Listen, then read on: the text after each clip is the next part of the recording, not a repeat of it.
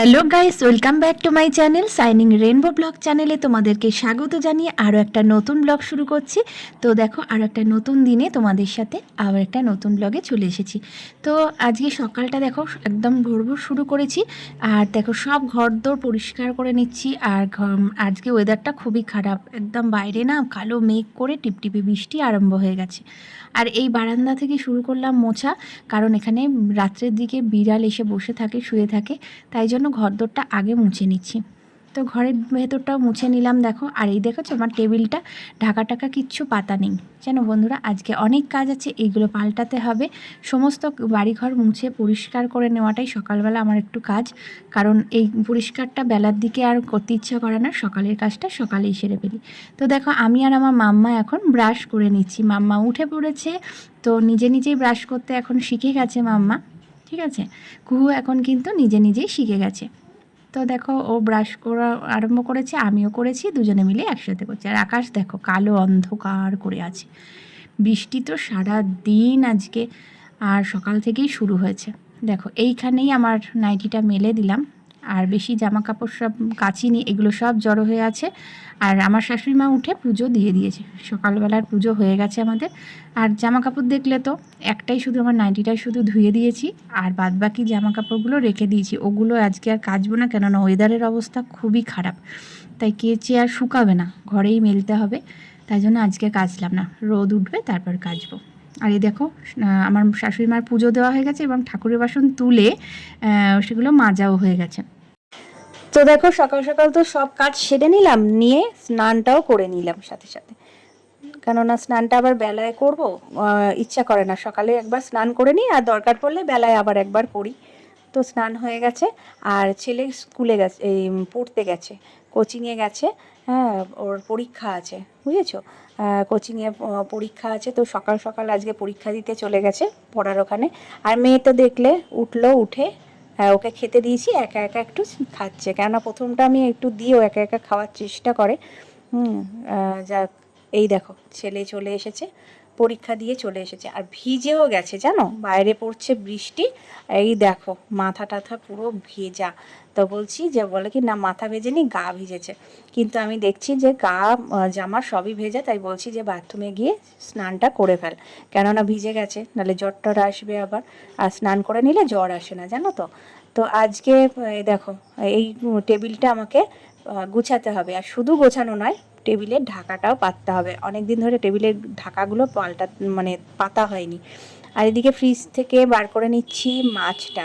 কালকে আমার হাজব্যান্ড মাছ এনে রেখেছে, আর বলেছে যে আজকে আসবে না, দুপুরে বাড়ি আসবে না, একদম সেই আসবে রাত্রে। কিন্তু দেখো এতগুলো মাছ আজকে কি একবারে করে ফেলা যায়? যায় না, বলো। এতগুলো মাছ করে কি করব? আমরা তো এই তিনটে মানুষ, চারজন মানুষ, তাও আমার মেয়ে তো একটুখানি খায়। তো এতগুলো মাছ করে কি করব, একটু অল্প করে করব, রাতের মতনও করব, রাতেও রাখবো, আর বাদবাকিটা রেখে দেবো কালকে। এই যে বাদবাকিটা রেখে দিচ্ছি ঢাকা দিয়ে, এটা কালকে হবে।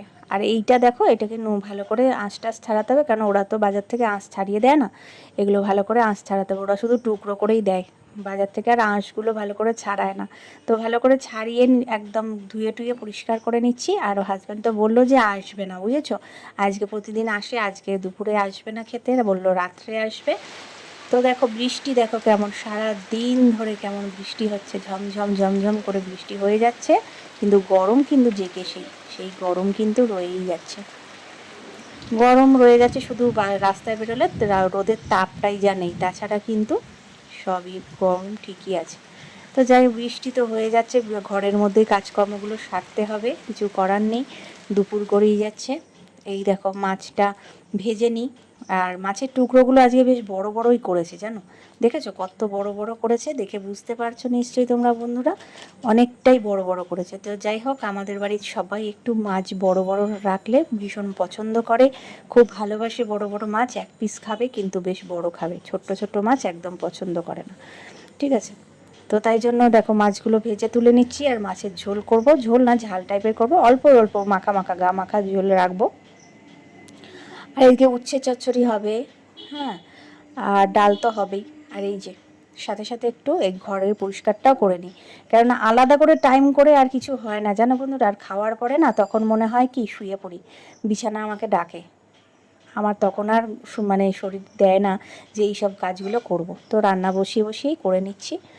আর আমার গুছানো মানে তো গুছানো, আবার কিছুক্ষণ পর দেখবো আবার ওলট পালট হয়ে যাবে, কেননা বাচ্চা ঘরে থাকলে যা হয়। তো দুপুর হয়ে গেছে বন্ধুরা, শুভ দুপুর জানাই সবাইকে।